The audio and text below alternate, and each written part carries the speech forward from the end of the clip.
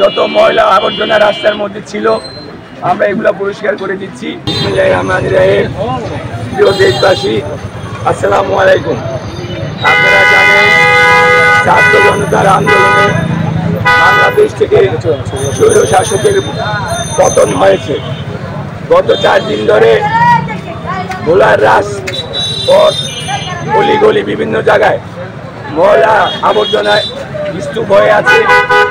পৌরসভার পক্ষ থেকে কোনো লোক রাস্তাঘাট ঝাড়ু না দেওয়ার পরিপ্রেক্ষিতে ভোলার মেইন সেই শহর প্রাণকেন্দ্র বরিশিলা দালানের সামনে ময়লার টোটাল ভোলা শহরের ময়লার স্তূপগুলো এখানে জমা ছিল।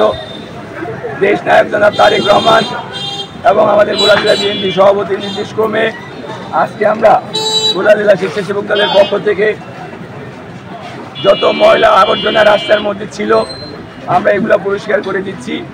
আমরা জাতির এই ক্লান্তি লগ্নে আমরা সব সময় পাশে থাকবো।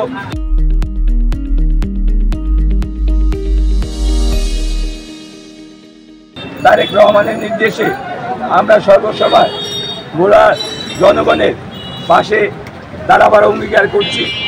আমরা সর্বসময় মানুষের সেবায় নিজেদেরকে নিয়োজিত রাখবো। আপনারা আমাদের জন্য দোয়া করবেন। আসসালামু আলাইকুম। বাংলাদেশ জিন্দাবাদ, জিন্দাবাদ, জিন্দাবাদ।